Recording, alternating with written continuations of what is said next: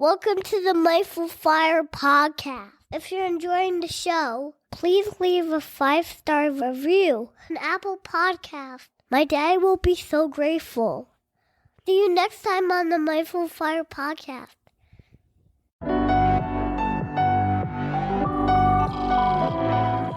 Welcome to the Mindful Fire podcast, where we explore living mindfully on the path to financial independence and beyond. I'm your host, Adam Cuello, and I'm so glad you're here. On today's episode, I'm joined by my new friend, Joyce Marter, a psychotherapist, entrepreneur, author, and speaker who has helped millions take control and lead abundant and joyful lives. Joyce is a licensed clinical professional counselor for over 20 years, and she's the founder of Urban Balance, a counseling practice she launched in 2004 with just $500 while having $50,000 in student loans. She grew Urban Balance to over 100 therapists working from locations across the United States and ultimately sold Urban Balance to Refresh Mental Health in 2017, where it grosses over $5 million annually. And Joyce is also the author of the upcoming book, The Financial Mindset Fix, a mental fitness program for an abundant life, which will be coming out in July of this year. You can pre-order her book at financialmindsetfix.com or wherever you get your books. You can find the full show notes for today's episode, including all the links, books, and resources we discussed in the episode at mindfulfire.org/30. I really enjoyed this conversation with my friend Joyce Marter, and I hope that you enjoyed as well. Let's jump into today's episode.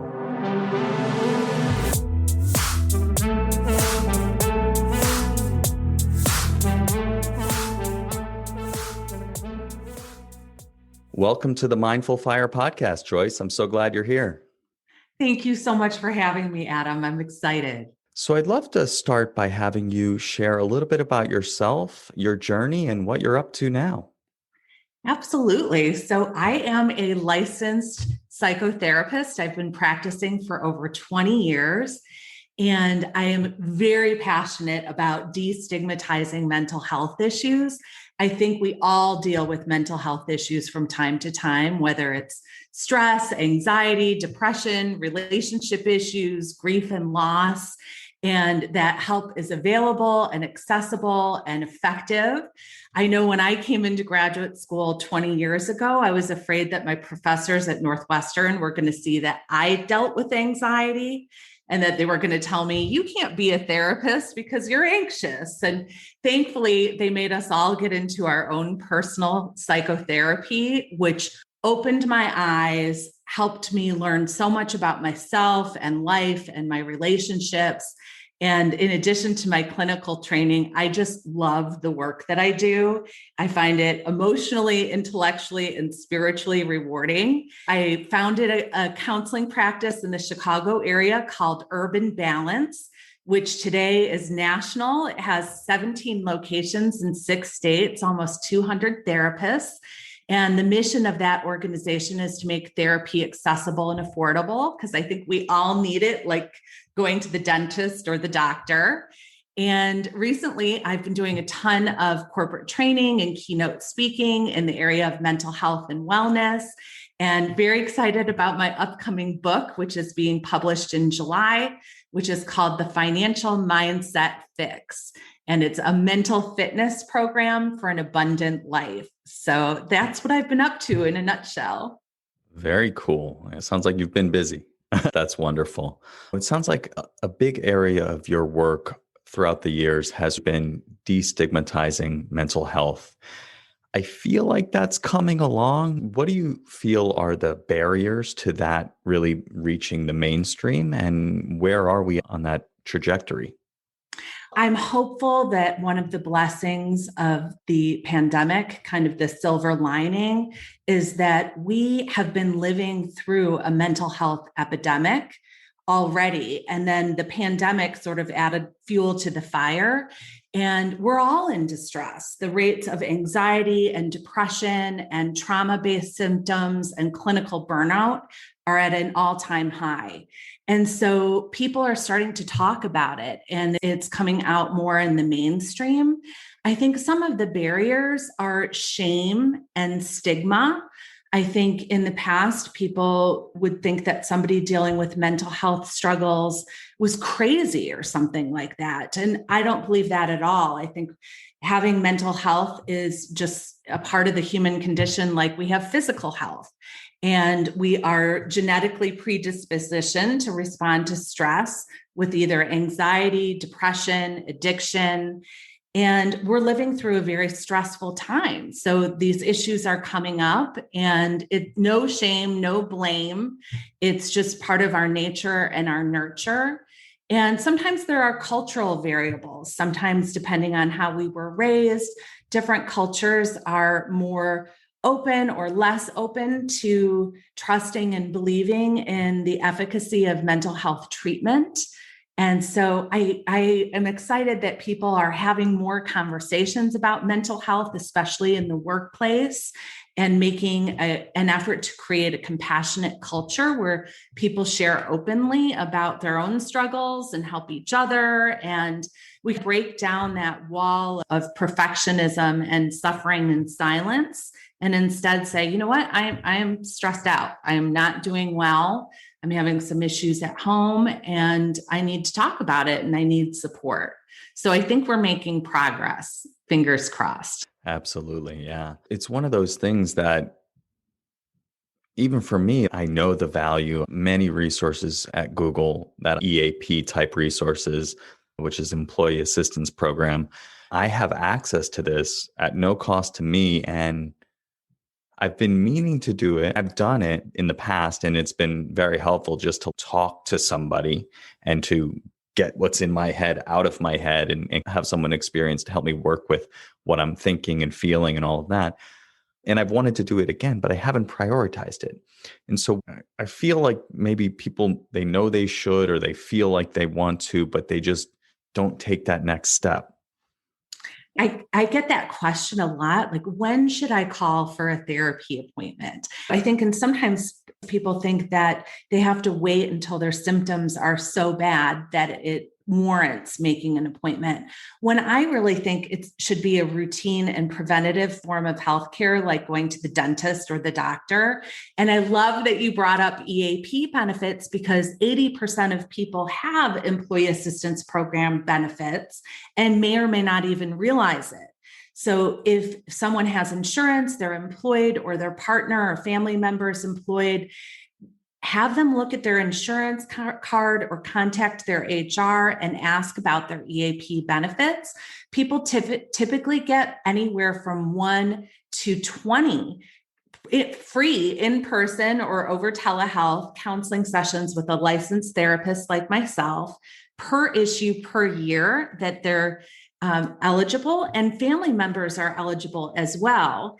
And if people want to continue on through their insurance due to mental health parity law, the coverage for counseling or therapy is the same as it is for major medicals. So sometimes I think people think it's, very expensive, but it's often a $15, $20, $25 copay. And for people who don't have insurance, there's a lot of great community mental health resources as well. So I would say, don't wait. Anytime you're going through a life transition, like you mentioned, having a 2-year-old, when you're having a baby, you're going through a new relationship, or moving in with a new partner, or you're going through divorce, or you've lost someone in your life, or you went through a move or a job change.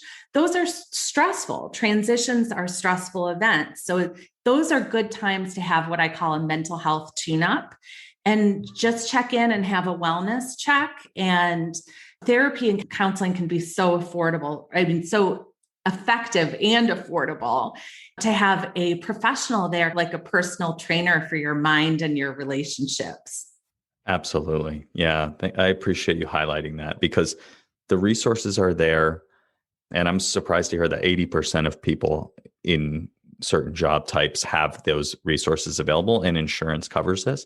But I really like the idea of it's just like your physical health, and preventative healthcare is really critical. We're not so great at it in the United States, unfortunately, but I think that more and more we realize that what's going on with our mental health affects every aspect of our life, and Yes. including our physical health. And so it's so important. I'm really going to take that and make that appointment and just, and you mentioned all these different transitions. Yeah, I've had a lot of these transitions and I haven't even really stopped to realize it or take stock of it. And yeah, it's probably a good thing to do. And we don't have to have problems or symptoms to seek counseling or therapy. One of my clients has referred over 60 friends and colleagues to me and to my practice. And the reason is she's amazing. She has an amazing job.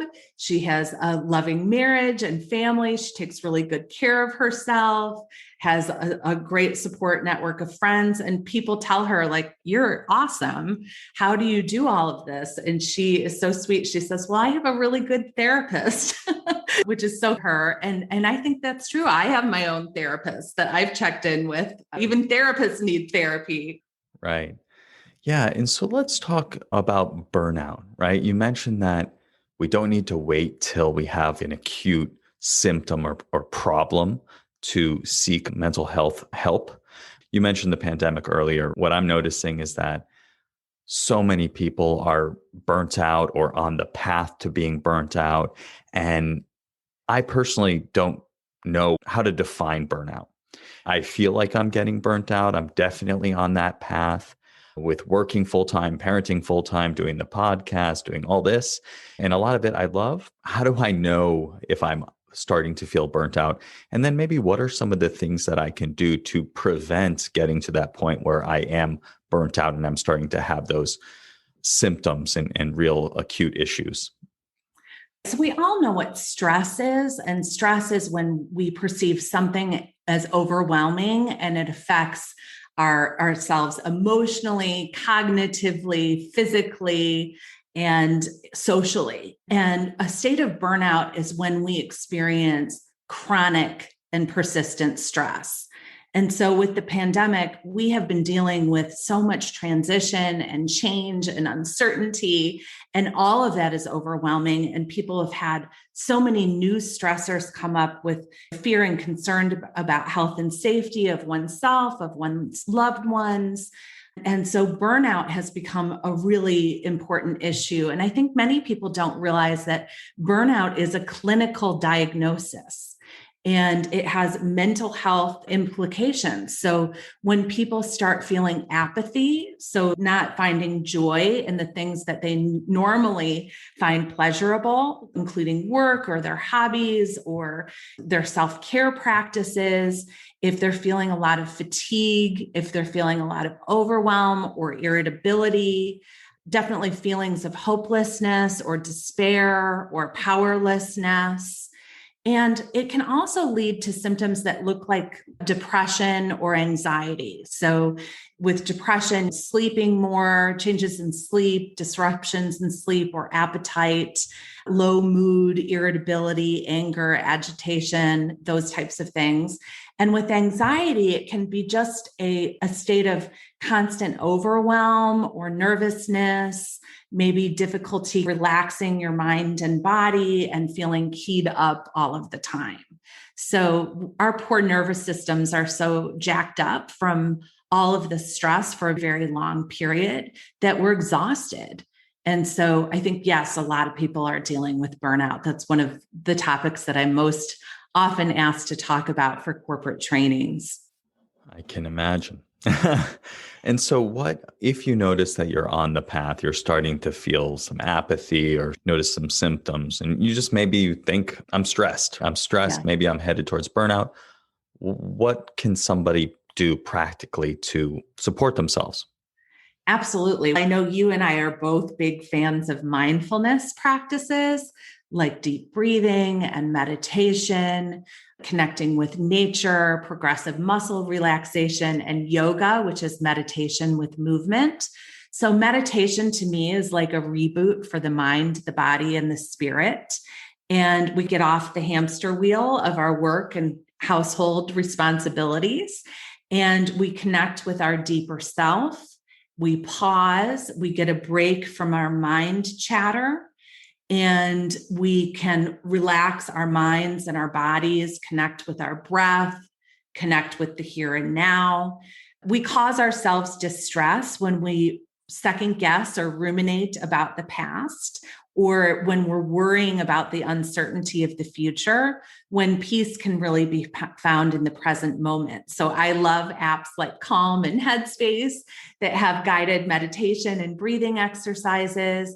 I'm a Peloton person. I like Peloton as well. And then Yoga with Adrienne is available on YouTube, and she has beginning and intermediate practices and is fantastic. So I definitely recommend those. And the higher our stress is, the more important our self-care is.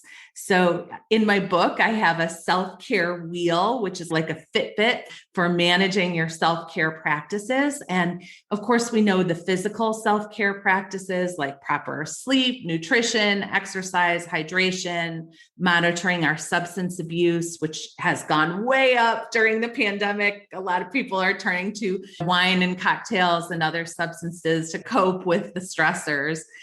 And then we have psychological self-care. Are we practicing self-compassion?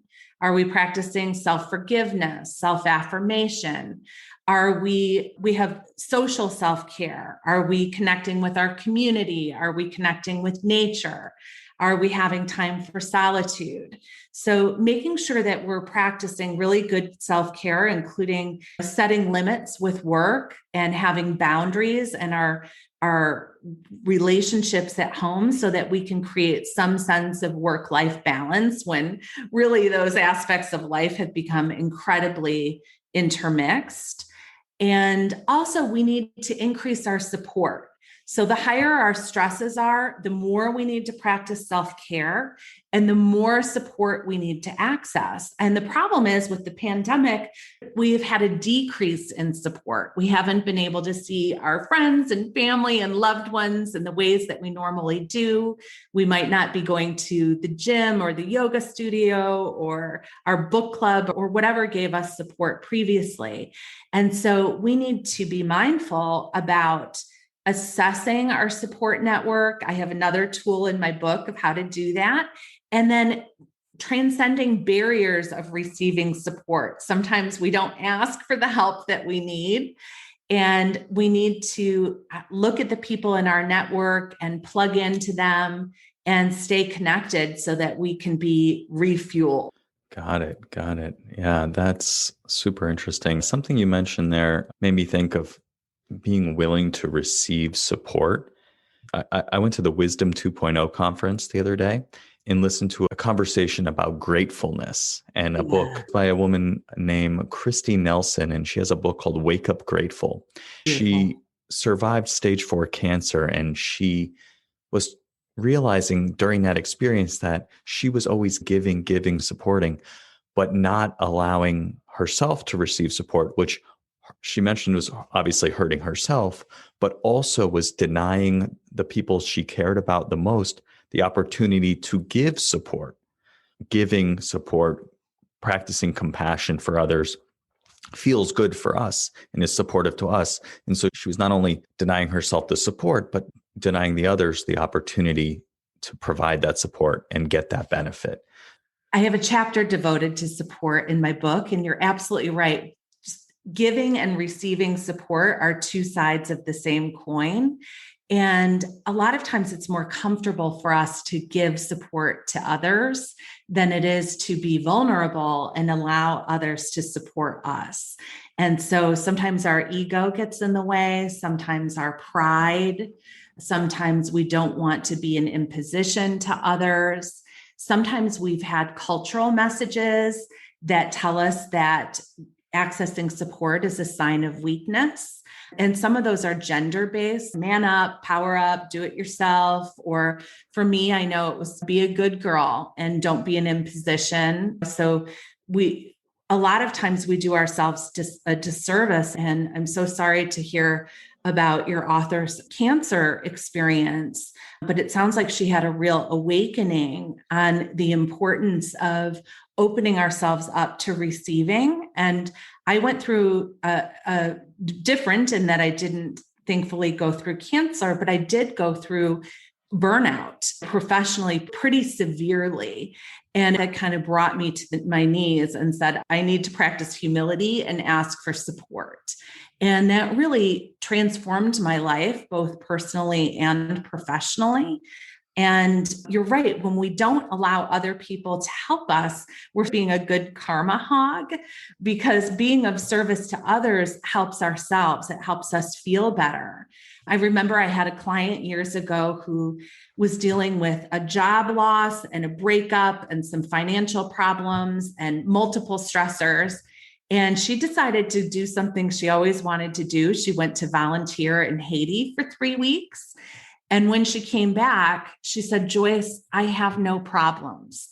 And I was like, what? And she said, being of service to others who were in such greater need shifted her perspective. And she saw all her blessings and then was grateful for all she had. Practicing gratitude is shifting your mindset to looking at the positive. And a lot of times, because we are maybe living in a fear mode of operation, we tend to look at the negative as a way to protect ourselves. Absolutely. Absolutely. Yeah. That touches on some things we've explored on the podcast before as well. The idea of masculinity and man up, and don't even just like disconnect from your feelings completely.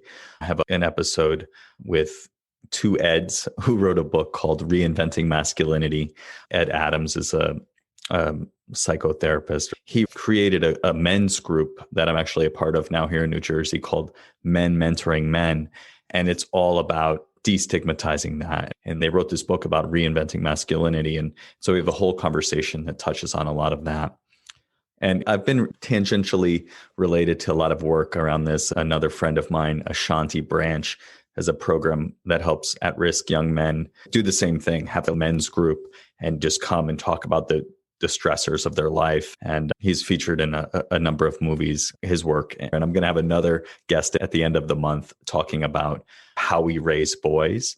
And she's a researcher at Stanford. Such important work. I'm glad that you're doing that. I like the Good Men Project. I've blogged for them as well. That's a good site. And in the Chicago area, we have a group called Victories of the Heart that does men's groups and retreats. And I've referred a ton of people to them as well. So I love that you're part of that movement. It's so important. Just getting involved. Actually, the lawyer who helped me, buy this house, he's been in that group that Ed Adams created for 30 years. He missed the first meeting, but he was at the second meeting and he's basically gone all in on it. And I've attended a few meetings and it's just a really special environment. The only rule is that no man shames another. And so that really sets the stage where you can just creates a space where you can just show up, be you, talk about what's real for you and be supportive and be supported, as we were just talking about. Beautiful. Love it. Yeah. So let's shift gears a little bit. You have a book coming out, The Financial Mindset Fix, which you can pre-order at financialmindsetfix.com. And I'm curious, as you're a psychotherapist for many years, when you burned out, you were being a psychotherapist. Yes. I'm imagining, but I'll speak for myself, that at Google, I lead a lot of mindfulness related activities, emotional intelligence. I'm a trainer for Search Inside Yourself, the Emotional Intelligence Leadership Program. And I created a course that I now deliver with my boss, which is pretty special, called Building Resilience Through Mindfulness. And people look at me as like this Zen guy, always calm. But obviously, that is not the reality of my life. And that perception that I even have of myself to some degree, where I'm teaching these things like, how can I be burnt out? Or how can I need support? Is that something that you experienced? And is that something that you find that a lot of people think, oh, I have it really good. I shouldn't need help or I shouldn't need support? Oh my goodness. Again, I think we all need support. And I think when we are in a helping position, we might have the impression that we need to have it all figured out, but we have to remember we're human too. And I'll let you in on a secret. Every therapist specializes in their own issues. So it's because that's what attracts us to that topic. And so we all have issues as part of the human condition, and we're all learning and growing and doing the best as possible. So I commend you in sharing what you're learning in your process through your trainings and groups. That's such important work and fantastic. And yes, we can deal with imposter syndrome when sometimes we don't practice what we preach, or we can relate to some of the symptoms of people who are suffering in different areas. And so it's extra important when we're leaders and healers and helpers to be honest with ourselves, and I'm a huge believer in getting support through mentors, doing our own personal therapy or coaching, being really mindful about your work energy and thinking about what gives you energy versus what depletes you. So when I went through that personally, I recognized I really needed to decrease my clinical caseload and practice more self-care, get more support, and then shift my focus a bit to doing the work that really energizes me, like speaking and writing. And so making conscious decisions to recalibrate your life so that you're functioning better. And it was at that time when I was experiencing burnout that I found mindfulness. I finally went to the local yoga studio that I've been driving past for years and signed up for a mindfulness meditation class, and then began a yoga practice, and then eventually went through the teacher training. And it was life-changing and life-saving. Amazing. Yeah. Thank you for sharing that and exploring that, because it's definitely something that I feel. And it's good to have self-awareness around it, that even having that story in my head, because for a long time I was completely unaware of the story going through my head. Mindfulness obviously helped me become aware of that. And yeah, just recognizing like, oh, I might be headed for burnout. So like I have a 3-week vacation coming up. It's like the longest vacation I've taken in a very long time. And I'm so glad to be setting myself up so I can just not think about advertising or technology or anything.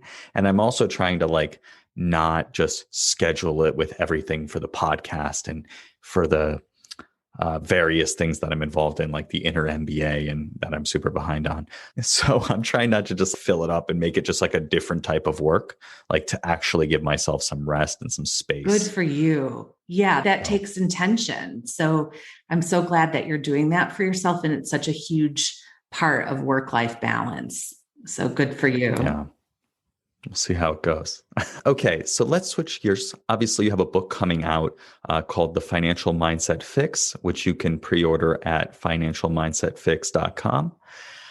And I'm curious, you were a psychotherapist talking to clients, building your own business of expanding the practice to up to about 100 people. And I think it's now 200 therapists. When did you get interested in money? And how did this focus on money and our mindsets around money come to light for you? Thank you so much for asking. As I was working in my therapy practice, I noticed a surprising trend. I noticed that no matter what my client was presenting for therapy for, across the board, my clients, as they made progress in therapy, they started earning more money.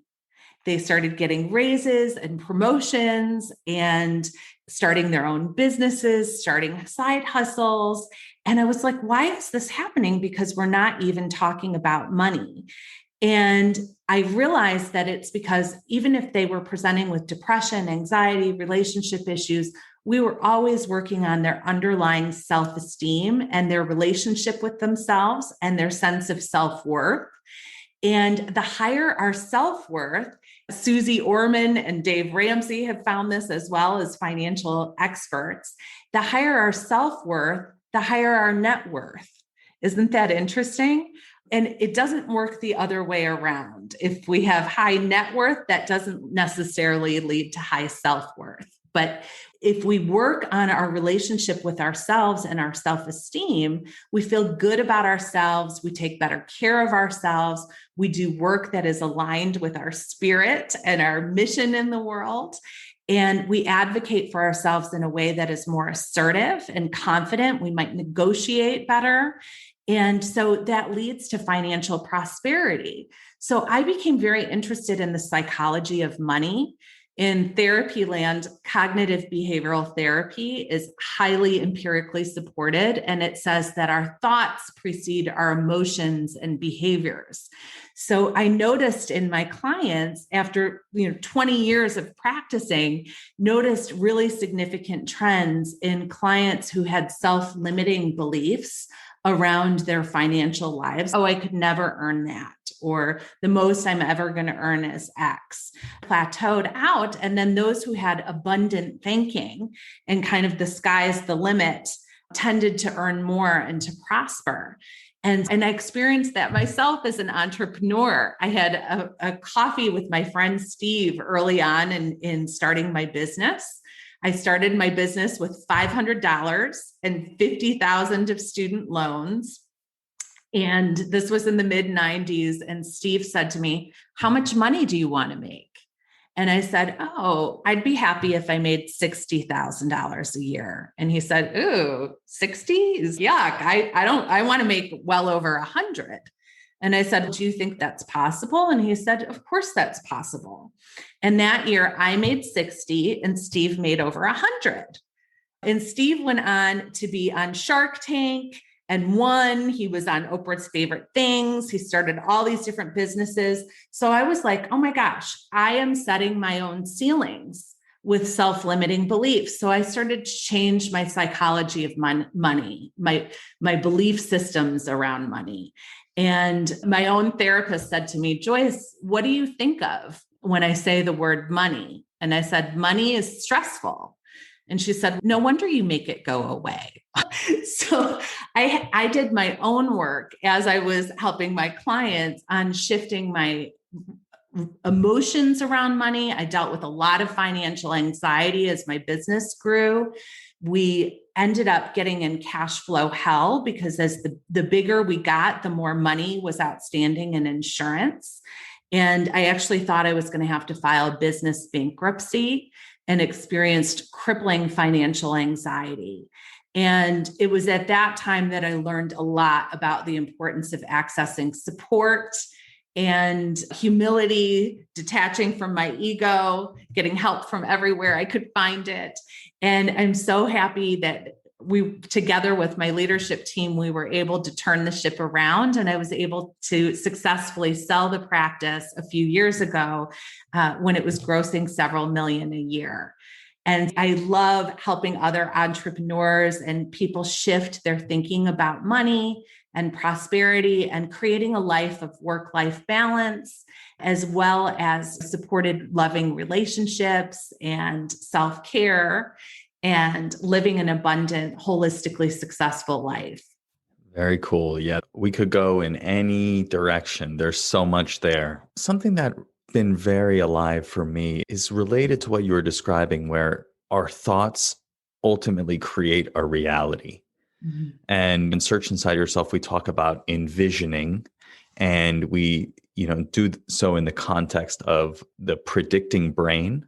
I don't know if you are familiar with the study that Regina Pali did. I think it was a while ago, but it's all about the predictive nature of our brain, and neuroplasticity is at play as well.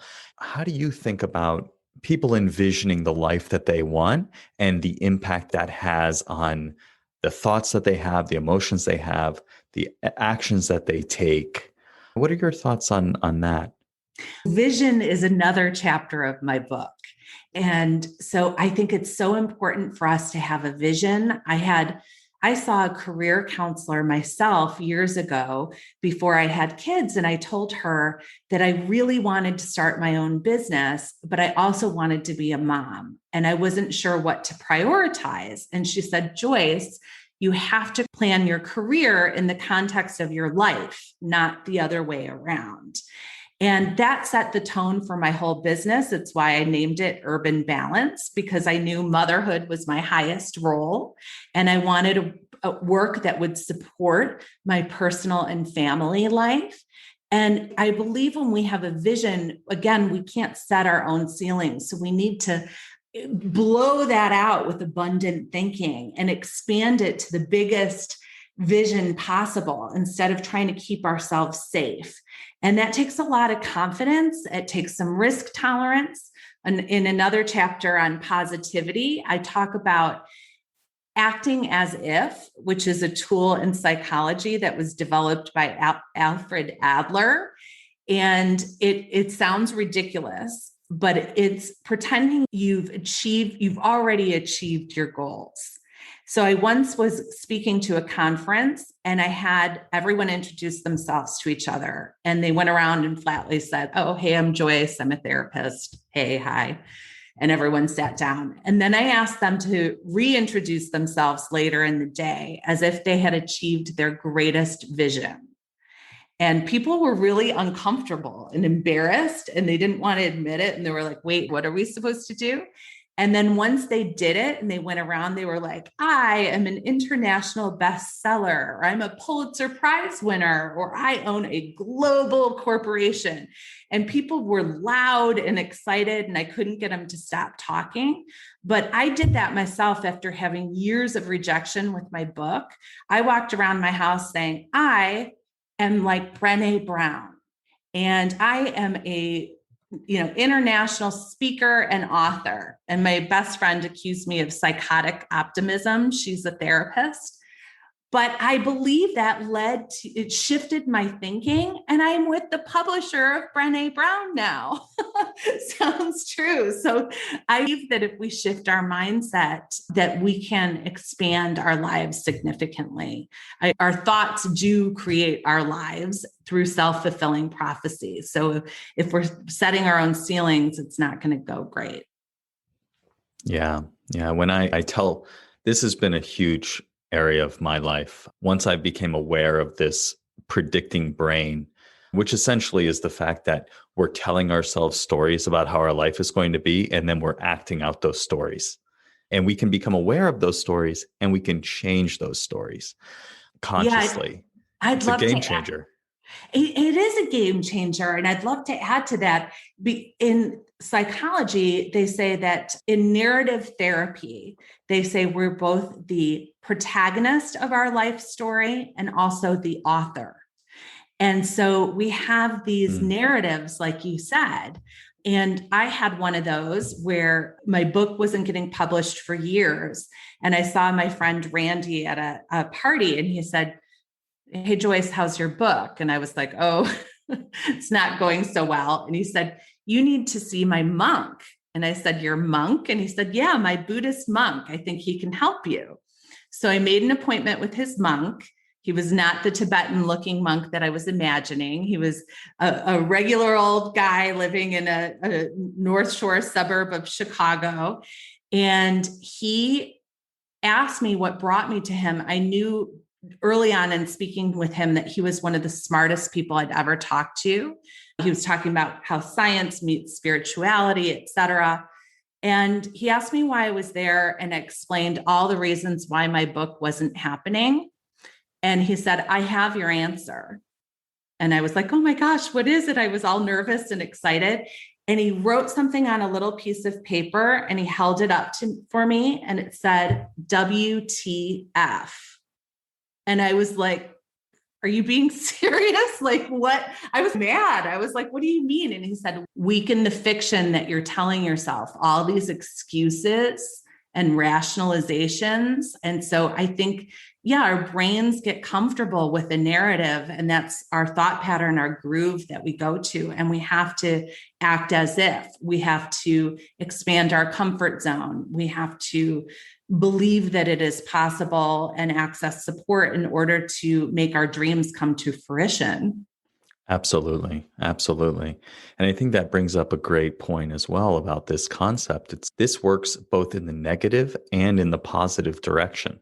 And so if you're telling yourself, "Oh, just my luck, bad things always happen to me." This, again, you just are spotting evidence over and over again that bad things happen to you. And then guess what's going to happen? Bad things are going to happen because you're expecting them. And the same is true of positivity. If you expect good things to happen, right? Like you described before, you were expecting 60,000 and your friend Steve was expecting 100,000 or more, and you got what you expected. Yes, absolutely. Yes, so important for us to be mindful of that negative thinking and how it shapes our lives. Reprogram that. Yeah. And so I'd love to explore the book a little bit more. But as I mentioned, this has been a big thing on my mind. And this was one of the areas of the Search Inside Yourself course that was so meaningful to me because I've seen so many different ways that envisioning has that one on the negative side was limiting me. And then turning that around and then just really leaning into it has made a huge difference in my life. And I'm feeling very called to create a workshop that explores this concept in detail and really creates a space and a container to one, explore your ideal future. Obviously, this podcast is about mindfulness and financial independence and exploring what does it look like? What does the life you want to be living look like? And again, that what do you call it? Imagining as if. Yes. Yeah. And that's really writing it as if it's already true today. Yes. And then creating the environment where not only can you define that vision, but you can discuss it through mindful listening with other people. You can explore what it would feel like, and then provide some practices around the beliefs, practicing the beliefs that you feel you'll need to create that in your life. And as someone who has a career in speaking and corporate training, I'm just curious as to what your advice to me would be on should I do it?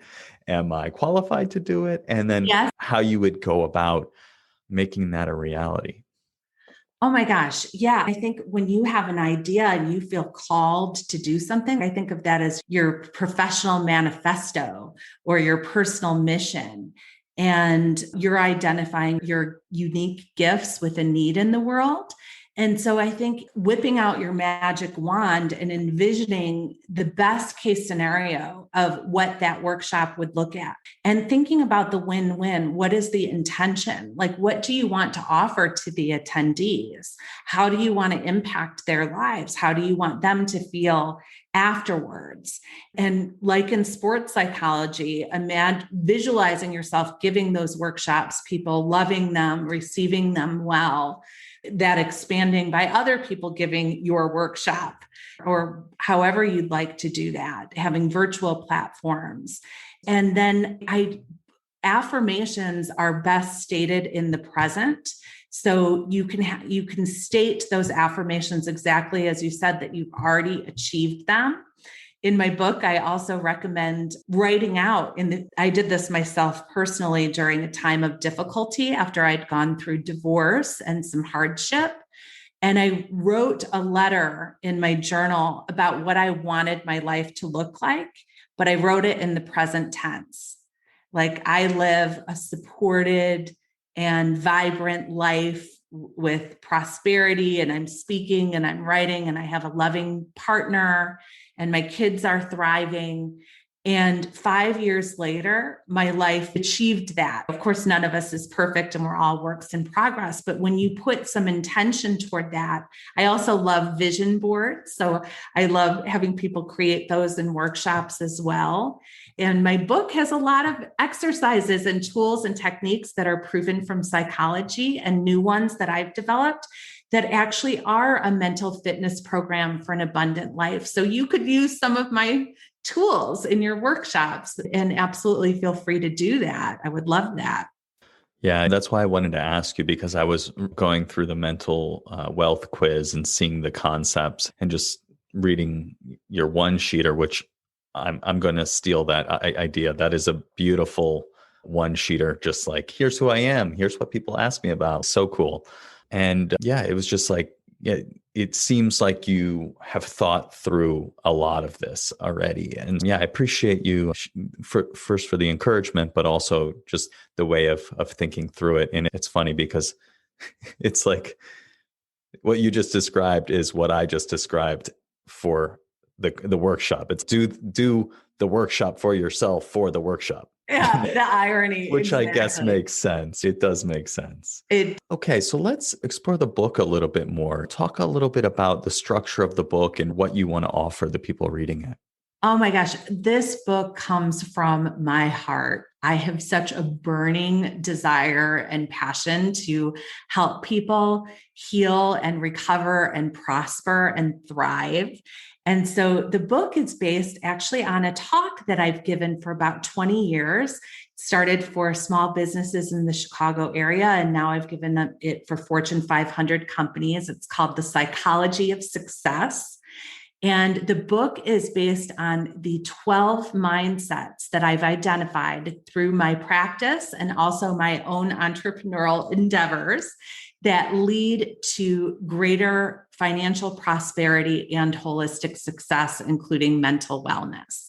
So each of the mindsets, I hired a researcher, is empirically proven to promote both mental health and financial health and resilience. And so each chapter starts out with a little story of my own journey in an effort to normalize people's experiences and inspire them. I share really thoughtful, beautiful stories from my clients. It's been such an honor to work with people from all walks of lives, and I've learned so much from my clients. So the book is filled with their stories and examples.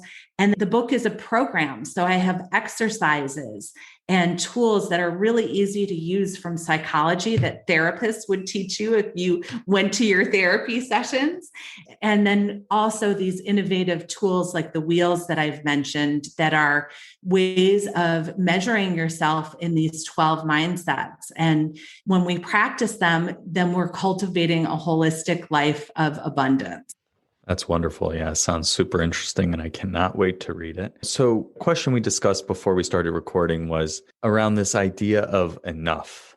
And I think that this concept of reaching enough or feeling like you have enough applies to money, certainly, but also there's so many other aspects of life where we can feel scarcity rather than abundance or sufficiency or enough.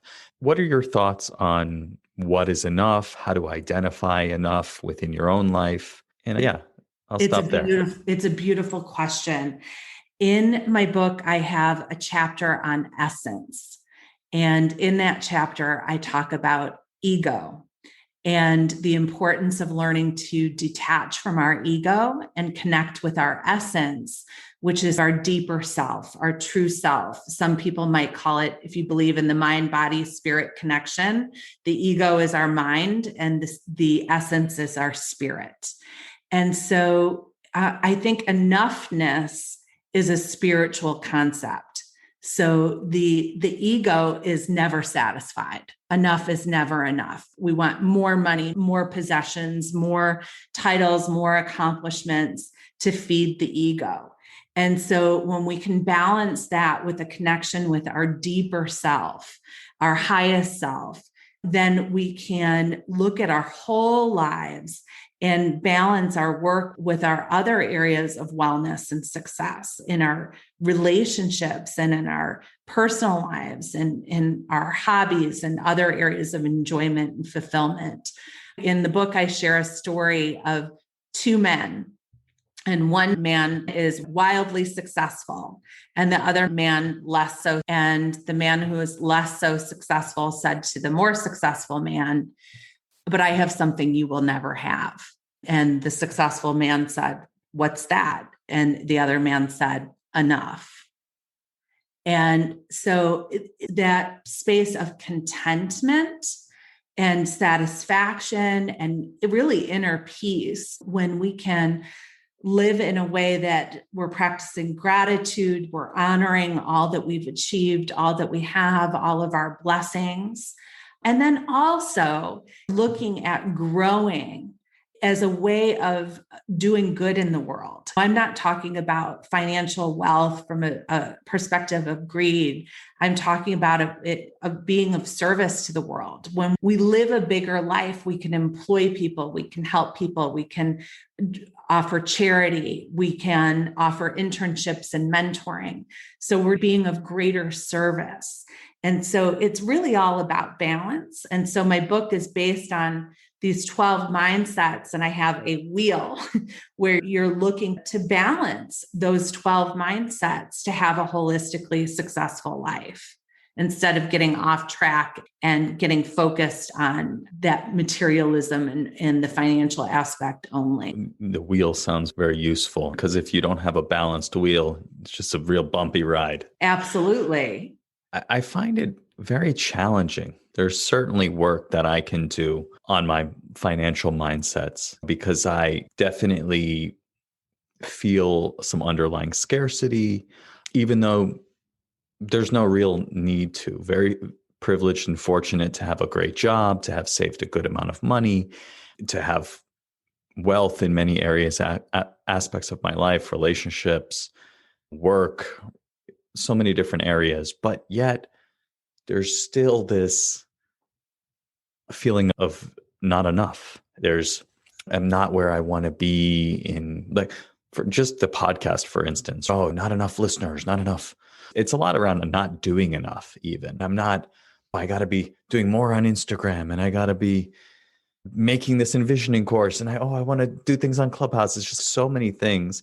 And a lot of them are probably distractions. That's why I'm so attracted to that concept that I mentioned earlier in the Wisdom 2.0 talk about gratefulness from Christy Nelson, is just because that feels, I want to act from a place of enough. I want to act from a place of gratefulness for what I have. I've spent a lot of time thinking, if only this, then I'll be happy. Then it'll be great. If only I made this envisioning course, then I'll be happy. And if only I was retired early when I wasn't working full time for Google, then I would be happy. And then I could teach mindfulness and get paid for it. But like, the more I come back to gratefulness and just turn my perspective a little bit, I realize I already have everything I want. And it's really interesting, but I lose it again and again. And maybe it's just a practice of coming back to that feeling. Yeah. I don't know where I'm going with this. I'm just. Well, you said a lot of things that I'd like to speak to. I think that we're all beggars sitting on a golden bench. And you said you're thinking you've got to attain something outside of yourself. And really, you have everything you need. Your resources are within you. You're not alone in your feelings. I think we all feel that way. And when you brought up Clubhouse, I was like, oh my gosh, I got nervous because I need to do that too. You reminded me that that's on my list. So I feel similarly to you. And I think many of us do in this social media world. We compare our insides to other people's outsides, and we feel inadequate and that we've got to do something to get to the next level and be okay, or be able to be successful, whatever that means to us. And so people come into therapy and they're focused on externals. I want to achieve this. I want to be that. I want to have this. And really, we need to get the inside, and the outside will fall into place. Eckhart Tolle said that, who's one of my favorite authors. And when we get right with ourselves through mindfulness practices, and we're connected with our essence, and we're at peace, and we're in a mindset of gratitude, I think it is a practice. I wish there was an easy pill to take or magic fix to achieve a holistic life of success, but it's really cultivating that life through a series of practices. And none of us is perfect. And we all have setbacks and challenges. It's how we respond to those by having a growth mindset and continuing to sprinkle the seeds. So every podcast that you do, every person that you meet, it's like the branches of a tree. It's expanding your vision and bringing it one step further. And I believe this is a spiritual concept. I believe in divine timing, that sometimes things don't happen until they're ready, or until it's the right timing in the world. We're all exactly where we should be. We are all learning and growing and developing, and we're just on different trajectories. But my hope is that this book is really a tool for people to use these mindsets and exercises to help keep them on track and help keep them balanced and expanding and unfolding into their greatest selves, blossoming into their best selves personally and professionally. That's my favorite thing as a therapist, is to show my clients all their strengths and gifts and support them in living a great life. And that's what I want to do for others through the book. Yeah, that's wonderful. Yeah. And I think that's very needed. You mentioned the idea of a tree and the idea of planting seeds and also the idea of just being exactly where you are. I think it's all about trusting yourself, trusting what is, trusting your experience of this is what's happening. I think that's mindfulness and awareness. Yes. Exactly. And I've been trying to relax more and more into that instead of just striving. And it's interesting because the more I just ease up, the better things go in my life, right? Even just from thinking back, like when I was applying to colleges, like I was like super stressed about the SATs. And then at some point I was just like, all right, whatever. And I had already scheduled a couple additional like times to take the test. And I just stopped caring and my score just went up. It went up like 150 points. Oh my goodness, that's amazing. Striving is an aspect of ego. And striving is something that they talk about in Buddhism and in yoga philosophies, and the idea of non-striving. And as a type A person, I didn't understand that. I'm like, wait a minute, what? Not non-striving. And then that leads to success. So that's been something I've had to work at too, pulling back and being. And then I believe then you attract relationships and experiences and opportunities that are more aligned with your mission. Absolutely. And I got off track in my comment there, but you just brought me back. But the seeds and the branches and the connecting with other people, if you trust the process and you trust yourself and that everything happens in its own time, then and you're clear on what you want. I think that's getting back to that envisioning piece, right? When you're clear on what you want, you can speak to it. Just like Yes. in that session you led where people were saying, I am this, right? And when you talk to people about what your vision is, then they're aware of it and they can either help you or at least even just be ready and think of you when something comes along that might help you move towards that vision. And I've experienced that so many times. Definitely. And I think along with that, it's important to be mindful of the words that you choose. So for example, if a client says to me they're going for a promotion, I'll ask them, do you think that you're going to get it? And a lot of times people will say, oh, probably not. There's a lot of great candidates and I'm not as qualified. And then I'll say to them, you know what, then you probably won't. And they're usually like, oh my gosh, because I'm usually a warm, fuzzy type of therapist. Like I'm paying. Exactly. But it's true. Like we have to believe in ourselves. So instead of saying, I think I might someday do this, instead say, I am doing this. I am whatever it is. I'm a podcaster. I'm a blogger. I'm a film producer. I'm an author. And really expanding your identity into accepting that and speaking with confidence in your language. And I know many of us struggle with imposter syndrome, which is an aspect of ego where we think we're not quite there yet. And I think we're so much more capable than we give ourselves credit for. We've got to fight with that inner critic, which is something else that I talk about in our book, turning down the inner critic and becoming our own compassionate advocate. All great stuff. all very important stuff. Okay, so let's switch gears now into what I call the Mindful Fire Final Four. And the first question is, what are your thoughts on the financial independence, retire early movement or community, or even the concept of it? I think a lot of people are taking early retirement now as people are burnt out. And I think that is a movement. And if people are blessed and fortunate enough to have the ability to do that, I'm seeing a lot of people recreating themselves and starting a new business. So they might be quitting their career as it was, but then pursuing maybe something they forgot about years ago. Maybe they had a dream of being a musician or being an artist or writing a book or whatever it might be. And so getting back to those earlier interests, or being with animals, having horses, whatever it is. So I think that retirement is a time of metamorphosis. There's a loss of the way things were, but there's also a rebirth of a new life. And so it's a great opportunity to be intentional about what you want that to look like. Yeah, absolutely. Yeah, it's interesting because obviously I think about a lot about this. And we were talking before we started recording that on episode 6 of the podcast, a friend of mine, Morgan Bricka, who's a professional mural artist, she was making fun of me a little bit, or joking with me, in that I want to retire to work for myself, essentially. And I'm like, yeah, that's it. That's what I want to do. And so it's definitely something I'm thinking about a lot. And also my parents are at the point, not necessarily retiring early, but they are at a point where they're selling the last of their assisted living facilities in Florida, and are going to have a lot of time on their hands and hopefully a lot less stress, because as you can imagine, pandemic plus assisted living facility is not a recipe for relaxation.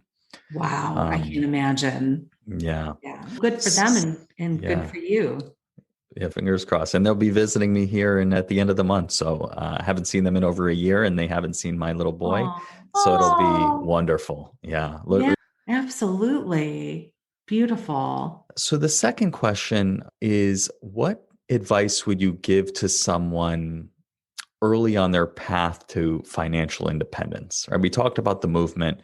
You have these 12 mindsets. If you could only give one piece of advice to someone just getting started with their path to financial independence, what would you tell them? Become financially literate, listening to money podcasts, listening to books, taking personal finance courses, finding a financial advisor or planner. In my book, I have a financial health wheel, which kind of identifies the various aspects of financial health. So maybe using that as a tool to make sure that you are tending to each of those areas of your financial wellness, and which includes actually each spoke of that financial health wheel is related to a chapter of my book. So having an abundance mindset, how can you be financially resilient? How can you be positive and negotiate for the best in your financial transactions? How can you access support? How can you be mindful of your own self-sabotage? We all have mental health issues that may self-sabotage our earnings and our financial health. So how do we become cognizant of that? It might be some financial denial or some addictive or compulsive quality as it relates to our financial life. I think, again, financial literacy, getting support, and using programs like the Financial Mindset Fix to cultivate financial health. Very good. Yeah, I think it's really important to realize it doesn't have to be so complicated, right? A book that I read called The Simple Path to Wealth by J.L. Collins was super helpful for me, because it was just like, it wasn't so much about the mindset of things, there was aspects of it, but it was really like, this doesn't have to be so complicated. They want you to think it needs to be so they can make money off of you, but just go with this simple path and you'll be just fine. And I feel like there's a huge aspect of confidence and clarity and power that comes from just knowing your situation, and having clarity on that helps a lot to move forward. Yes, absolutely. The research shows that 2/3 of Americans are not financially literate, and most people do not have savings. I think it's of less than of more than $1,000. So many Americans are really struggling and are in financial denial. So it's important to transcend fear and become financially conscious. And apply mindfulness to finance so that you can be intentional about your plan and stay on track. Absolutely. Okay, so the third question is, what piece of advice would you give to someone getting started with mindfulness and meditation? Oh my gosh, it's a practice. And I think in the first class that I attended, one of the participants said, I just don't get it. I feel, am I supposed to think about nothing or am I supposed to not think at all? There's no wrong way to do it. I think just getting started, again, whether it's with one of those apps like Calm or Headspace or joining a meditation group, it's really about settling yourself, quieting yourself, connecting with the breath, and you can't do it wrong. And I love even walking or active meditations, things like gardening or running or walking even can be meditations, as long as you're connecting with your senses while you're doing it and noticing your thoughts rather than reacting to them. Great advice. Yeah, I think a lot of people think they're doing it wrong. And I certainly did when I started meditating, and I was convinced of it actually. And I actually gave up for a while because of that. But it's really helpful to realize that it's not about feeling a certain way. It's not about clearing your mind. It is just simply a practice of seeing what's going on, connecting with your breath, as you said, connecting with your experience as it is, and being kind to yourself throughout the whole process. It's so helpful. It helps us get out of our heads and into our heart and our gut and the wisdom of the body. Absolutely. All right. And the final question is, where can people find your book and connect with you and what you're up to? Thank you so much. So my book can be found at financialmindsetfix.com, and it's available for pre-sales on Amazon and Target and Walmart and indie bookstores and everything.